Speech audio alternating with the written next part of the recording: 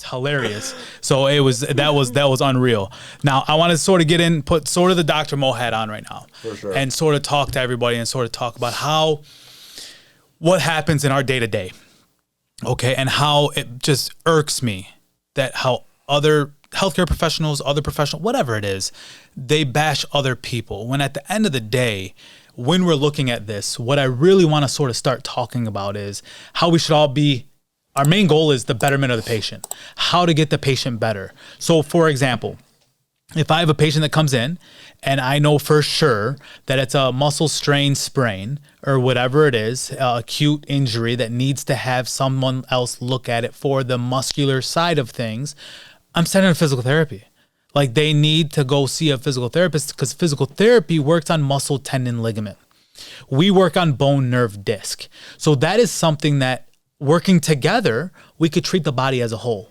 Or if I'm at least the slightest bit scared of any type of sequestration of a disc is where there's basically this disc, it bulges, and then the water balloon that's holding everything in sort of erupts, and the material, the water on the inside starts to run out. If I'm worried about that by any means, I am sending immediately to the ER, going to see a neurosurgeon. They're probably getting booked for surgery right away. I think in 10 years I've been doing this, I've only seen that once, but referred out immediately. If there's any type of corticosteroid that is needed, which I'm not a huge fan of them. I know the side effects of them. I don't think they're great. I don't think they're needed on a regular basis the way that they're passed out today. And I'll explain that about a patient in a sec. But is there a time and place? There's a time and place for everything. There's a time and place that you could actually need the cortical. There's a time and place where you need the antibiotics. There's a time and place where you need the chiro. There's a time. But at the end of the day, it's the betterment of the patient. Why do I hate corticals? Corticals demineralizes the bones, weakens the cartilage, weakens ligaments, weakens the muscles, especially when you're having an excess. And in a lot of people in our area, they're so quick to give a shot of this cortico, where I had a patient the other day walking out to their car, did not trip, did not fall, did not anything, broke their femur.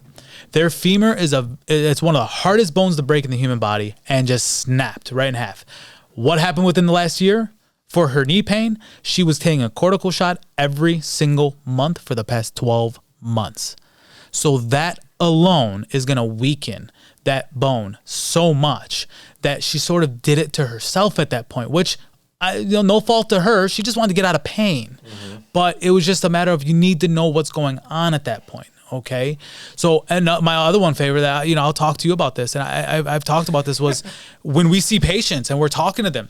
I had a pediatrician tell a patient of mine, because this baby head was colicky.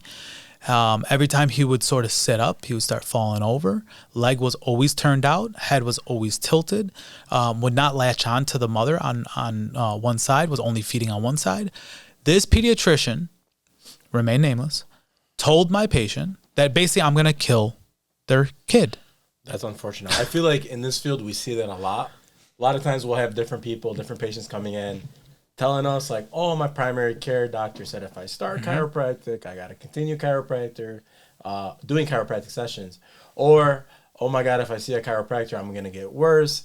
I think at the end of the day, a lot of fields have egos where we just have to be, it's all about integration. Mm-hmm. At the end of the day, we're good at one thing. And if that thing comes into our door, we're going to go ahead and fix that issue. If something comes to our door and we're not familiar with it, what are we going to do? Refer out. We're going to refer it out. I just think as a medical profession, we need to be better integrated, because integration is just going to better the the health of our patients. Yeah. And that pediatrician, go back to it, I called him. I emailed him. I did everything I can to try to reach out, to try to explain, because at the end of the day, he doesn't know what we do. He's probably not educated on what we do. I'm not saying he's not educated. He's educated in his field, but he's not educated in what we do. And we're educated in our field. And we're educated in our field. People have the misconception. Yes. We're not medical doctors. Yeah. Well, and that's okay. We're not medical doctors. I didn't go to school for that. Chiropractic. Yes. If we wanted to be medical doctors, we would have what? We would have went to medical school. That's what it is. So I think the togetherness and all that good stuff, for the betterment of the patient at the end of the day, to get the results, is what everyone needs to work for. And that's truthfully how I like to practice and go from there. All right. For sure. So any suggestions, anything, you guys let us know. Thank you for tuning in. Make sure you guys subscribe. Tune in more often. We'll be getting these things up and going. Give us any ideas you guys got. Have a great day.